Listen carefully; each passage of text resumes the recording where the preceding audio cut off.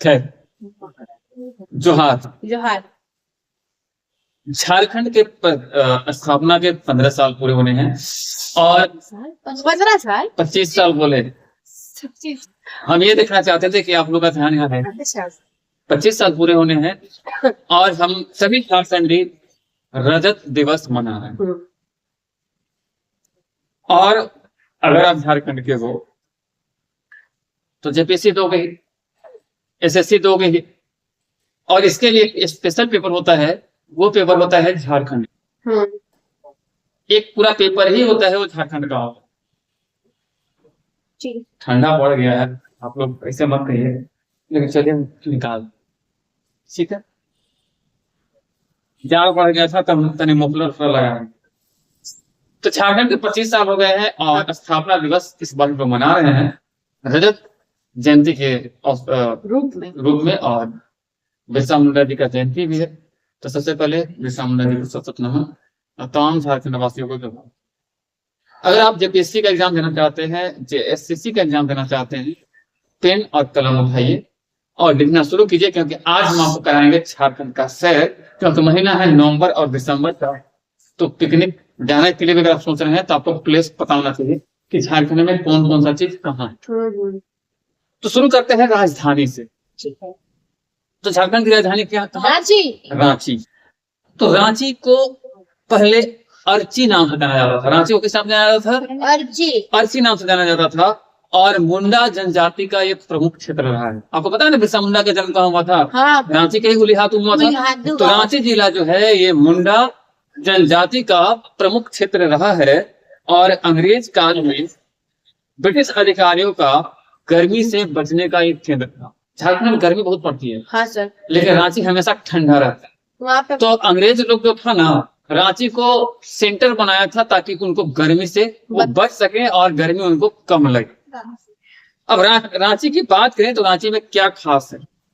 अगर आप picnic spot जाना चाहते हैं तो रांची में क्या क्या चीजें आपको जानना चाहिए। तो एक कांके डैम के पास बना पत्थरों पर गिरता हुआ झील है जिसका नाम है रॉक गार्डन। तो आप रॉक गार्डन जा सकते हैं। रॉक गार्डन कहाँ है? तो रांची में है। अगर आपका इतिहास कमजोर है झारखंड का तो आप इसको समझ सकते हैं। तो पहला रॉक गार्डन जो कि कांके डैम के पास बना हुआ है, और यह स्थल झील और पत्थरों से बना है। अगर दूसरी पर्यटन स्थल की बात करें, पिकनिक स्थल की बात करें, तो उसका नाम है टैगोर हिल। टैगोर हिल रविंद्रनाथ टैगोर के बड़े भाई, अब आपसे एग्जाम में पूछेगा कि टैगोर हिल क्यों उसका नाम पड़ा, तो रविंद्रनाथ टैगोर का नाम सुने। इनके बड़े भाई का नाम था ज्योतिरिंद्रनाथ टैगोर, ज्योतिरिंद्रनाथ टैगोर, और उनका आश्रम यहीं हुआ करता।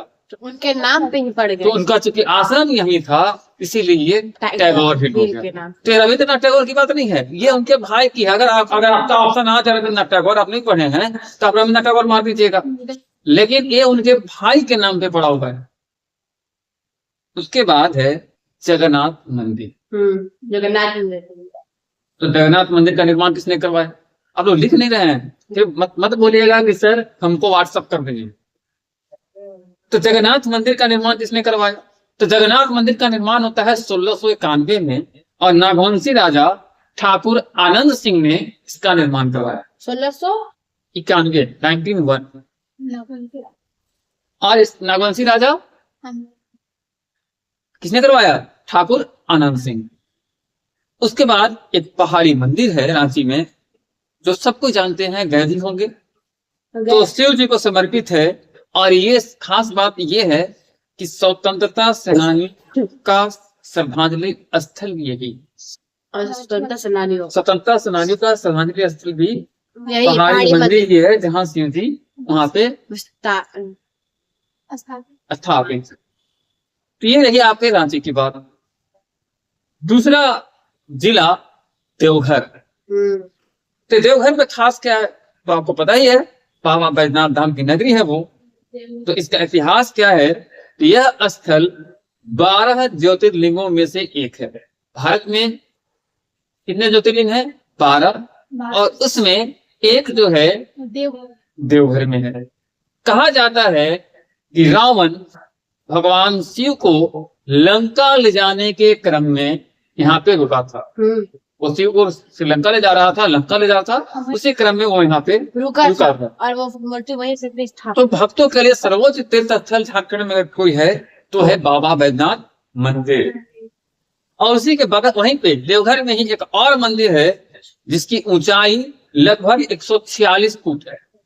146 फीट ऊंचा मंदिर है और ये बेलूर मठ की तर्ज में बनाया गया है और इसका नाम है नौलखा मंदिर। नौलखा मंदिर जो है इसकी ऊंचाई कितनी है? 146 फुट ऊंचा और ये किस तर्ज पे बना है? तो बेलूर मठ। तो अगर आप पिकनिक घूमना चाह रहे हैं और अगर आप भक्ति स्थल पे जाना चाहते हैं तो आप देवघर जा सकते हैं। वहीं पे एक पर्वत भी है जिसको तपोवन पर्वत कहा जाता है। अब माना जाता है कि हाँ भगवान राम और माता सीता ने तप किया। अच्छा, तपस्या। तो झारखंड की जो धरती है ये आम धरती नहीं। यहाँ भगवान राम की भी कहानी है, माता सीता की भी कहानी है, भगवान शिव की कहानी है और रावण की भी कहानी। और वो स्थल कहाँ है? तो देवघर।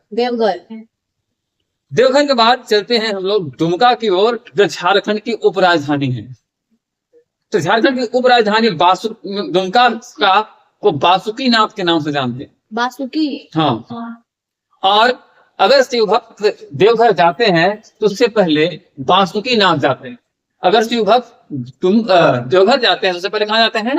बासुकी नाथ जाते हैं और पूजा अर्चना करते हैं। और श्रावणी यात्रा जो होती है इसका सबसे पवित्र मार्ग के रूप में बासुकी नाथ को ही माना गया है। यानी कि अगर आपको देवघर जाना है तो आप बासुकी नाथ देख जाइए। पहले वहां पूजा।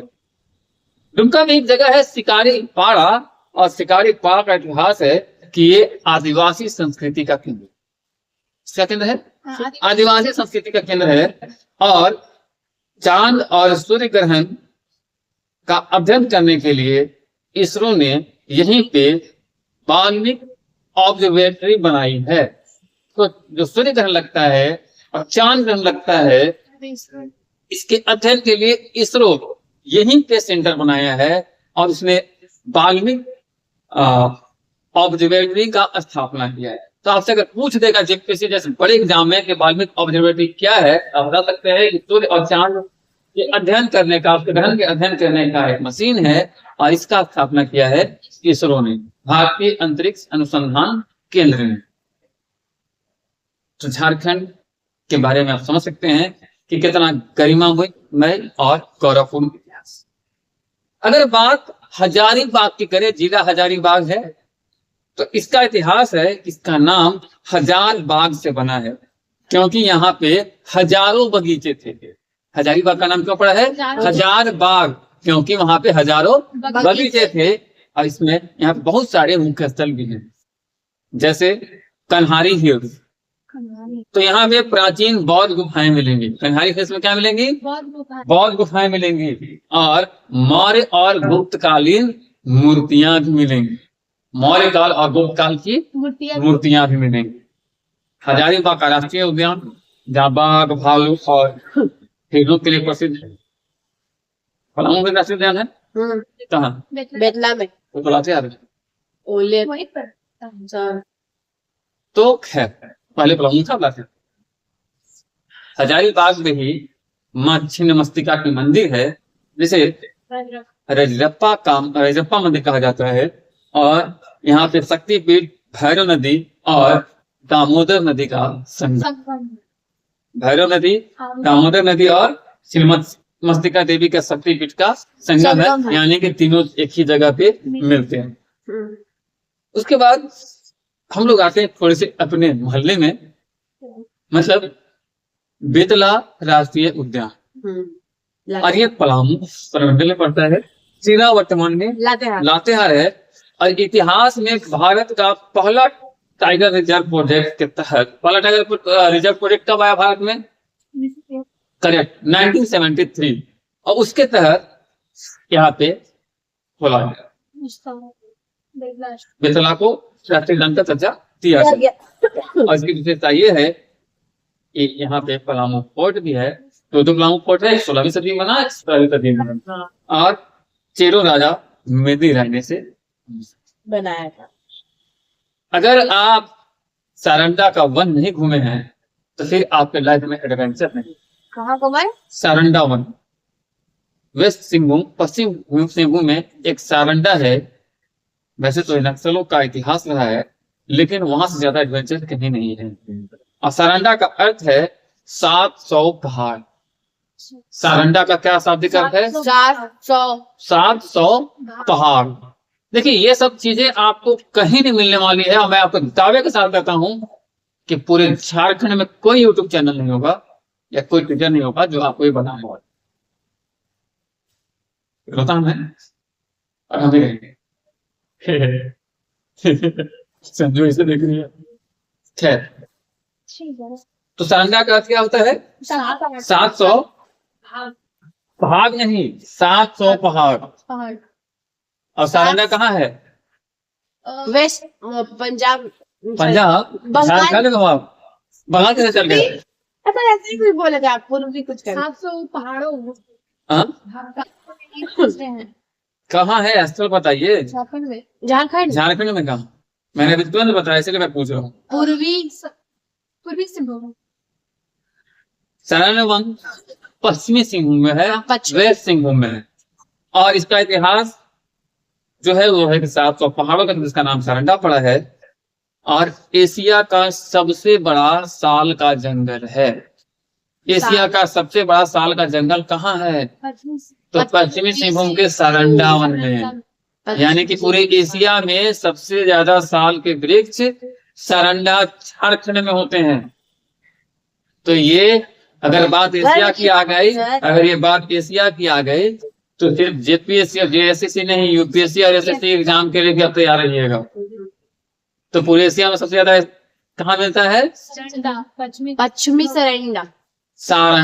पश्चिमी सारंडा नहीं, पश्चिमी सिंहभूम। सारंडा स्थल है, मतलब 700 पहाड़ों वाला जगह को सारंडा कहते हैं। ठीक है। और यहाँ पे किस जनजाति के लोग विश्वास करते हैं? तो वो जनजाति, यहाँ पे वो जनजाति। अगर आप चाहते हैं कि 1907 में एक बड़ा प्लांट लगा था झारखंड में, जो संयुक्त विहार हुआ करता था, नाम था टाटा स्टील। और इसका स्थापना कराया था टाटा जमशेदपुर ने। और एक शहर ही बस गया, उसको हम लोग बोलते हैं टाटा नगर, यानी कि जमशेदपुर। तो इसका इतिहास है कि जमशेदजी टाटा ने 1907 में Tata iron and steel company TISCO की यहाँ पे स्थापना की थी। और यहाँ पे कुछ मुख्य स्थल भी है बिजनेस के साथ। नाम तो सुना ही होगा, जुबली पार्क, जो कि 3 मार्च को हाँ? 3 मार्च। हाँ, 3 मार्च को खुलता है। प्रिया जी वहाँ घूम के आए हैं। नहीं, तो जुबली पार्क की खासियत ये है कि रतन टाटा के द्वारा, यानी कि टाटा परिवार के द्वारा बनाया गया है। और ये बहुत ही सुंदर उद्यान। बिल्कुल। और एक दिमका लेक है। दिमका लेक की खासियत यह है कि कृत्रिम लेक है। जैसे आपके यहाँ जो लॉज फॉल है, जो फॉल है ना, ये प्राकृतिक है। वो दिमका लेक जो है कृत्रिम, यानी कि ह्यूमन द्वारा बनाया गया लेक है। उनके द्वारा बनाया गया। और कृत्रिम झील है, यहाँ के जल क्रीड़ाओं के लिए ये प्रसिद्ध है। तो अगर आप पिकनिक स्पॉट ढूंढ रहे हैं और अगर आप जमशेदपुर जाना चाहते हैं, तो आपके लिए 2 स्थल बहुत ही सुंदर है। कौन? एकदम जुबली पार्क है और दिमका लेक है। काले। Jubilee park. अगर आपने इतिहास पढ़ा होगा तो राजमहल की पहाड़ियों को भी आपने पढ़ा होगा, और संथाल को भी पढ़ा होगा, संथाल विद्रोह भी पढ़ा होगा। तो हम लोग चलते हैं राजमहल जिला। इसका इतिहास है कि मुगल बादशाह अकबर के शासनकाल में राजमहल जो था वो बंगाल की राजधानी थी। बंगाल की राजधानी कहाँ थी? राजमहल झारखंड। किसके काल में? राजमहल का नाम ही है। हाँ, राजमहल जिला है। अकबर की काल। अकबर के काल में बंगाल को राजधानी बनाया गया था। बंगाल की राजधानी को बनाया गया था, राजमहल को अकबर ने बनाया। और यहाँ पे क्या है? तो यहाँ पे सबसे पॉपुलर जो है वो है राजमहल की सीढ़ियां। और राजमहल की सीढ़ियां जो हैं ये बनी हुई हैं सिंगरानी मस्जिद में। तो जो इसकी सीढ़ी है वो काफी मशहूर है, और ये है सिंगरानी मस्जिद में। वैसे मनिहारी घाट भी जो है ये कुछ कम नहीं है, क्योंकि यहाँ पे मुगल नौकाएं जो हैं गंगा मार्ग में निकलती थी। नौकाएं मतलब समझते हैं ना, हाँ। नाव। नाव। अगर आप पूरे झारखंड को घूम रहे हैं और बिरसा की धरती को आप नहीं घूमे तो फिर इस क्लास का कोई मतलब नहीं रह जाएगा। तो चलते हैं खूंटी जिला। खूंटी, फूटी। जैसे बिरसा कृति का जो जन्म हुआ था ना, हाँ उस समय वो रांची जिला था, हाँ। लेकिन वर्तमान में वो खूंटी जिला है। अच्छा, रांची से ही कुछ दूरी पे है, रांची से कट के बना है खूंटी जिला। खूटी जीता। तो धरती आबा बिरसा मुंडा की जन्मभूमि है और यहीं पे है बिरसा मुंडा का जन्मस्थल उलिहातू गांव। और यहाँ पे डोंबारी गुरु, मतलब डोंबारी गुरु वो स्थान है जो डोंबारी गुरु वो स्थान है, लिख लीजिए सानिया जी, जहां पे बिरसा मुंडा आंदोलन का केंद्र था और जहां अंग्रेजों से संघर्ष हुआ। तो बिरसा मुंडा अंग्रेजों के बीच संघर्ष हुआ था, उस स्थल का नाम क्या है? डोंबारी गुरु। अगर आपको लिखने में तकलीफ हो रही होगी तो मैं लिख दे रहा हूँ। ये स्थल को याद जरूर करेंगे क्योंकि यहीं पे अंग्रेजों का संघर्ष जो है बिरसा मुंडा जी के साथ हुआ। पहली बार। और खूंटी में ही है अंग्रेज लोग के साथ हुआ था ना संघर्ष। और खूंटी में ही है उलिहाती गांव, जहां पे धरती आबा का जन्म हुआ था और वर्तमान में उस गांव को राष्ट्रीय स्मारक घोषित कर दिया है। राष्ट्रीय स्मारक घोषित कर दिया। अगर बात कीजिएगा जैन धर्म की, और अगर आपने पारसनाथ मंदिर को नहीं देखा है तो फिर आपके लिए जैन धर्म का कहानी कर दिया। हाँ। तो पारसनाथ मंदिर जो है ये गिरिडीह में पड़ता है और यह जैन धर्म का प्रमुख तीर्थ स्थल है। और यहाँ पे श्री सम्मेद शिखर जी हैं, श्री सम्मेद शिखर जी हैं। और एक्चुअली क्या है ना कि वहाँ पे तीर्थ जैन धर्म में तीर्थंकरों की मूर्तियां या पूजाएं होती है ना, किया जाता। तो यहाँ पे जो है श्री सम्मेद शिखर जी हैं। इसका महत्व तो ये है कि 24 में से 20 जैन तीर्थंकरों ने यहीं पे मोक्ष प्राप्त किया। जैन तीर्थंकर कितने थे? 24। जैन तीर्थंकर थे 24, जिसमें 20 ने मोक्ष प्राप्त किया है पारसनाथ मंदिर में। यानी कि ये कहाँ है? झारखंड के गिरिडीह में। गिरिडीह में, ठीक है। तो झारखंड का इतिहास, झारखंड का स्थल अपने आप में बहुत कुछ बयान है। ऐतिहासिक है सर। विशेषता इसकी ये है कि झारखंड की ये सबसे ऊंची पहाड़ी भी है। तो सबसे ऊंची पहाड़ी है तो इसकी ऊंचाई जानना आपके लिए जरूरी है। इसकी ऊंचाई है 1366 मीटर। तो पारसनाथ मंदिर या पारसनाथ पहाड़ी की ऊंचाई कितनी है? 1366 मीटर। और अगर आप नेताघाट नहीं गए नहीं गए सर तो चला जाए क्या है? चला जाए। तो चलिए हम लोग नेताघाट चलते हैं आज थ्योरी में, और इस वर्ष कोशिश करते हैं कि लोग प्रैक्टिकल में चलें। आप सभी बच्चे पेरेंट्स से परमिशन ले लीजिएगा। I am ready to now, आपके साथ चलने के लिए, ठीक है? क्योंकि देखो मैं अकेले के जाता नहीं हूँ, मैं छोटा सा बच्चा हूँ, कि भूल गया तो फिर दिक्कत हो जाएगी। तो आप आप लोग से पढ़ेंगे हम कैसे, तो आप लोग हमको लेके चलिएगा, मैं तैयार हूँ। लेकिन आपको अपने अभिभावकों से अनुमति प्राप्त करना अनिवार्य है। तो नेताघाट की खास बात क्या है कि ब्रिटिश काल में इसे क्वीन ऑफ छोटा नागपुर कहा जाता था। तो झारखंड का क्वीन ऑफ छोटा नागपुर यानी कि छोटा नागपुर की रानी किसे कहा जाता है? नेतरहाट। पता ही है, नेतरहाट। विशेषता क्या है यहाँ की? तो सूर्यास्त और सूर्योदय के समय जो सुंदर दृश्य होता है, सनसेट और सनराइज समय जो सुंदर दृश्य होता है, ये प्राकृतिक सौंदर्य सिर्फ लातेहार पलामू झारखंड के लिए नहीं, पूरे भारत में प्रसिद्ध। उसके बाद अभी जो ट्रेन चल रही है सुबह वाली, ये क्रॉस करती है लोहरदगा। Yes sir. तो लोहरदगा और गुमला के इतिहास की बात करें तो यहाँ पे नागवंशी राजाओं का क्षेत्र रहा है।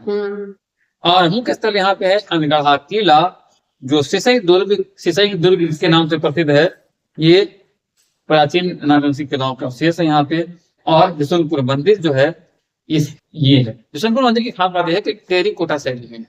सर एक लोहरदगा के पीछे एक जो पिकनिक स्पॉट बना हुआ है जो बहुत ऊपर है 72 फीट कितना है सर? वो पिकनिक स्पॉट नहीं है, वो एक झरना है, वो पिकनिक स्पॉट के रूप में डेवलप हो। हाँ तो वो भी आएगा हाँ। ऐतिहासिक में। अभी वर्तमान में तो नहीं, लेकिन आज है। वर्तमान में लोहरदगा का सबसे प्रसिद्ध है गड़ा किला और बिशनपुर मंदिर। बिशनपुर मंदिर की खासियत यह है ना कि ये टेराकोटा शैली से निर्मित है। टेराकोटा शैली पढ़े हम? हाँ उस शैली में। लोहरदगा। हाँ, और अगर फिर आप स्टील सिटी नहीं गए, लोहर चंद्रपुरा और बोकारो, तो झारखंड की झारखंडियत बुरा मान जाएगी। तो बोकारो का खास क्या है, तो वहां पे 1964 में स्टील सिटी की स्थापना की गई थी, बोकारो स्टील सिटी। तो बोकारो स्टील सिटी की स्थापना कब की गई? 1964। और यह भारत का पहला स्टील प्लांट था जो हाँ। स्वदेशी तकनीक से बना, हाँ यानी कि भारत भारत का अपना टेक्निक से बना हुआ भारत का पहला स्टील प्लांट कहाँ है, तो है Bokaro steel city, Bokaro steel plant. और इसकी स्थापना होती है 1964। 64 में।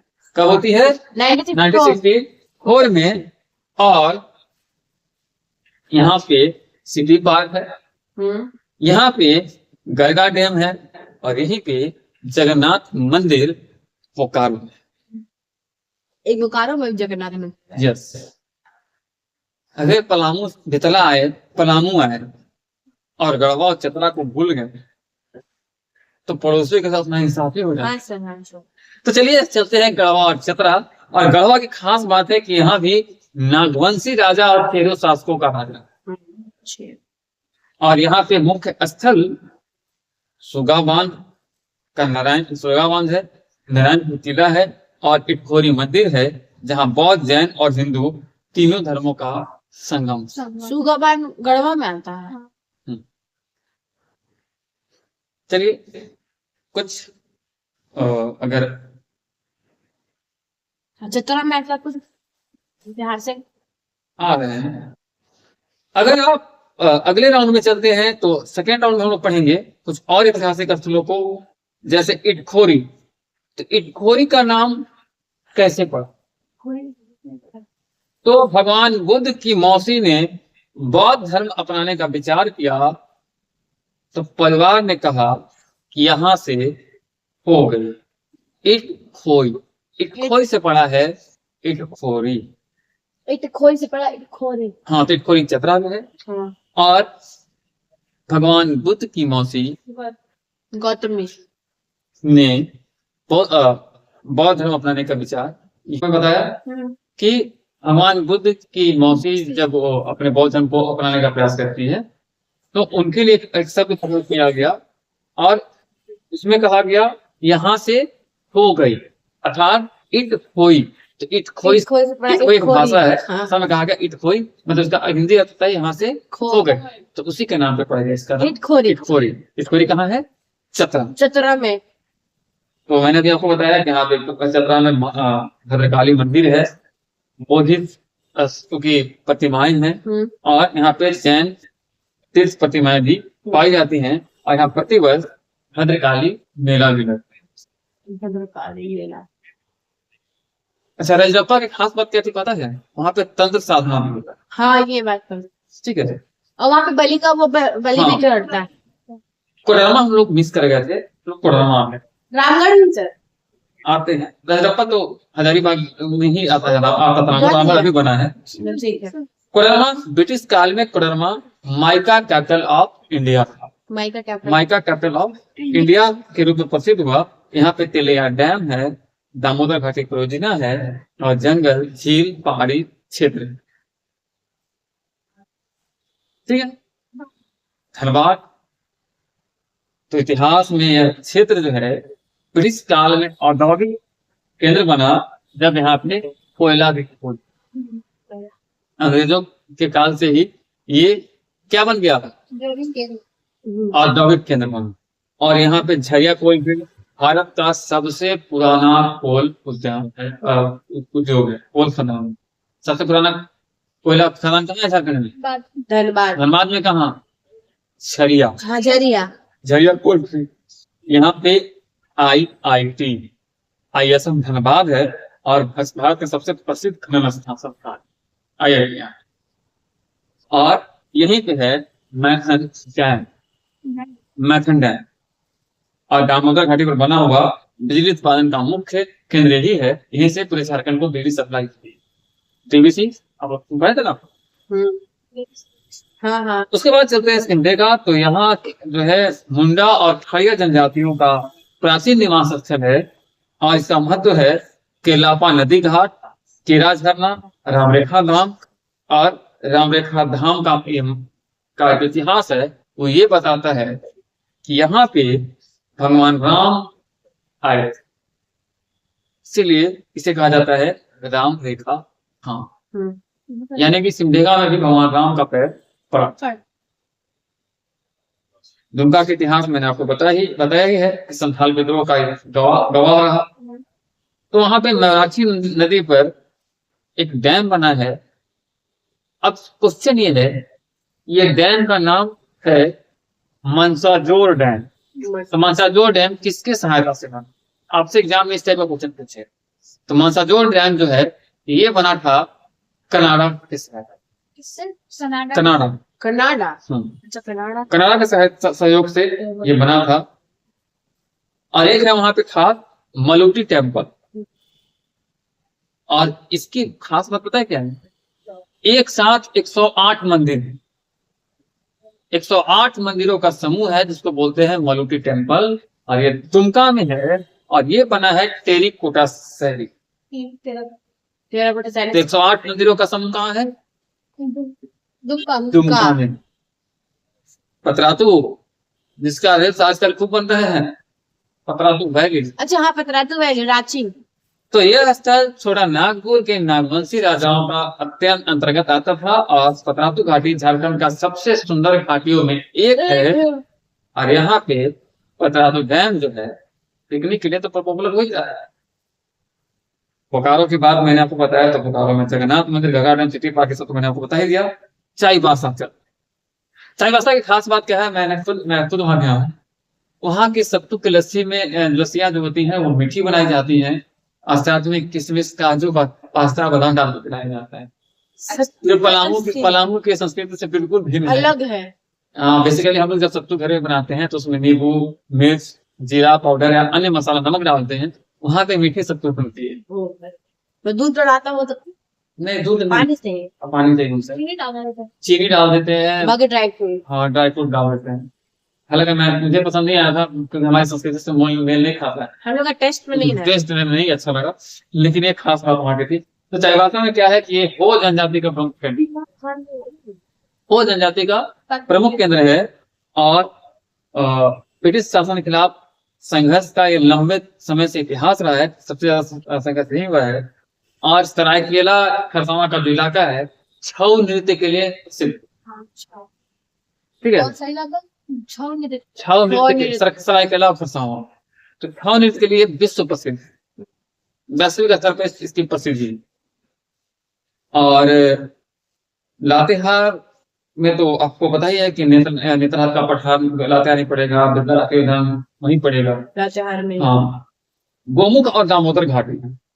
तो दामोदर नदी को का दूसरा नाम क्या है बता दीजिए। गोमुख नहीं, दामोदर नदी को सरोज नदी के नाम से कहा जाता है। सरोज नदी, सरोज। हाँ, सरोज नहीं, सोरोज। पुराना नाम उसका वही था। अच्छा, नया में ये जब DVC बना ना दामोदर घाटी परियोजना, तब इसका नाम दामोदर पड़ा। अच्छा, ब्रिटिश काल में बार बार आने वाली बाढ़ के कारण इसे रिवर ऑफ सौरो कहा गया। तो सौरो से ही बना है सरोज। सरोज। सौरो मतलब दुख, दुखों का नदी है। तो इसीलिए इसको सरोज नदी के नाम से भी जाना।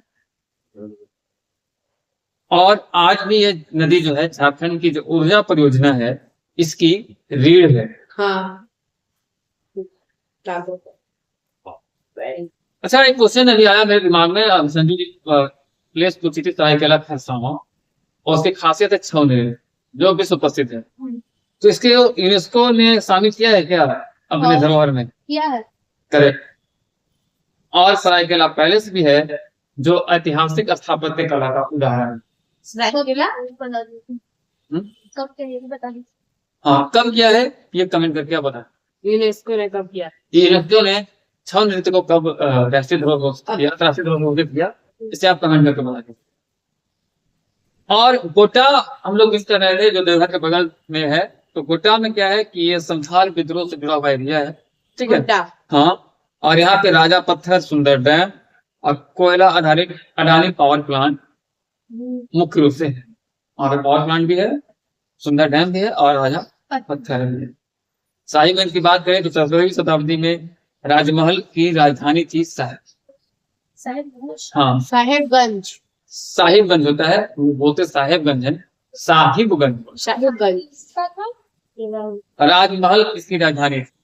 हम्म। यहाँ पे मालदा हाँ? पहाड़िया पहाड़ी तो नहीं हुआ। मालदा राजमहल की पहाड़ियां, गंगा की नदी का तट, भोलाराम बाबा का मंदिर, गंगा पुल, गंगा रेल कॉरिडोर, यहाँ पे बहुत सारे व्यापारिक केंद्र। साहिबगंज जो है व्यापारिक केंद्र के रूप में प्रसिद्ध है। जैन तीर्थ स्थल की बात करें और मधुबन ना जाए तो फिर बेकार हो जाएगा। तो मधुबन मधुबन मधुबन यही है तो मधुबन में ही पारसनाथ का मंदिर गिरिडीह। तो पारसनाथ पर्वत के नीचे जो गांव है उसका नाम है मधुबन, और मधुबन का नाम इसलिए पड़ा कि जितने जैन साधुवादी थे वो वहीं पे तपस्या करते। इसका महत्व यहाँ है, यहाँ पे श्री भीमनाथ मंदिर है और जैन शिलालेख बहुत सारे हैं।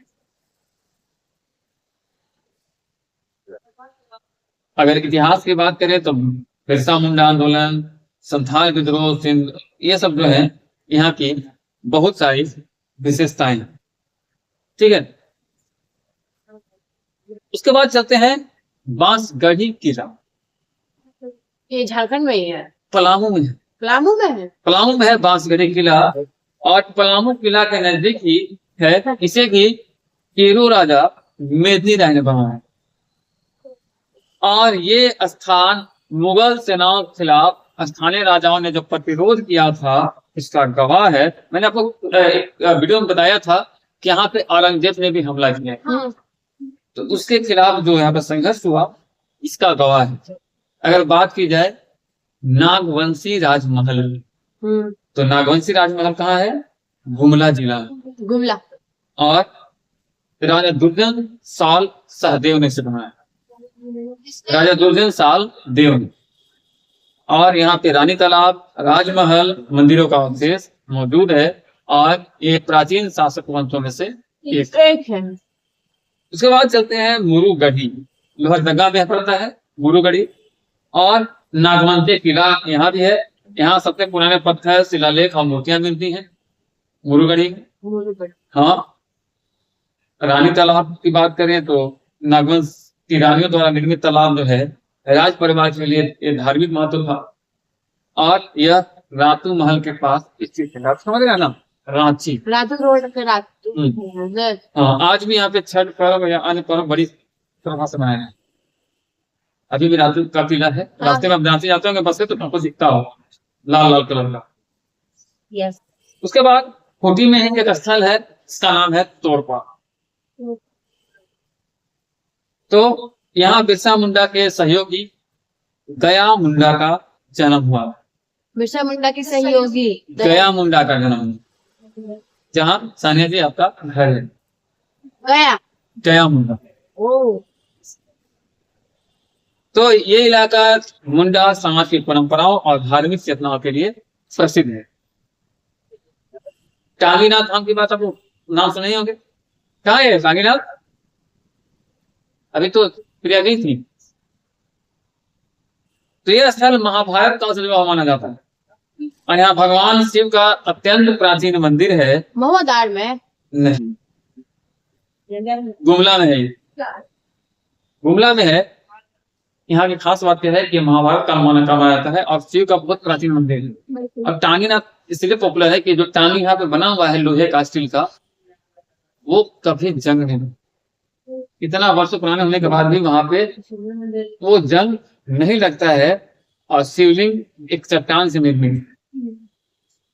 जिसमें कभी भी कोई गंदगी नहीं पड़ती है, कोई जंग नहीं रहता, कोई डस्ट नहीं बैठता। पूजा करते हाँ, बलि अगर अमरेश्वर धाम की बात करें तो ये यूपी में है, और भगवान राम ने यहाँ शिव की पूजा की। ऐसा इतिहास। भगवान राम ने शिव की पूजा की। भगवान रावण ने यहाँ शिव की पूजा की। भगवान रावण ने हम्म। रावण और यह स्थल जो है सुंदरी जलप्रपात से निकट, जलप्रपात। जल यहाँ शिवरात्रि और सावन में लाखों श्रद्धालु आते हैं। अच्छा, क्योंकि वहाँ पे यहाँ शैव, शक्ति, वैष्णव तीनों परंपराओं का संगम है। दिलो सैड उसके बाद चलते हैं रानीगंज धाम, जो गोड्डा में पड़ता है। अलीगंज। हाँ, यहाँ पे प्राकृतिक गुफाएं हैं, प्राचीन शिव। सिरमपुरगढ़ गिरिडीह में है, और यहाँ पे ताम्रपत्र की मूर्तियां मिली हैं। ताम्रपत्र की मूर्तियां मिली है। हरादा जलप्रपात, हरादा जलप्रपात लातेहार में है, और यहाँ पे अनदेखे झरनों में गिना जाता है। ठीक है, और उसके बाद है सर गढ़वा का एक खोड़न मंदिर है, वो तो और है, अभी मैंने एक छऊ नृत्य के बारे में बोला था कि विश्व प्रसिद्ध है। ये छऊ नृत्य की शुरुआत किसने की थी? मेरे दिमाग में अचानक से क्वेश्चन है। आखिर कोई तो ये पहली बार, आखिर इतना पॉपुलर हुआ, इतना सुंदर नृत्य है, तो कोई तो इसका पहली बार प्रयोग किया हो। किसने?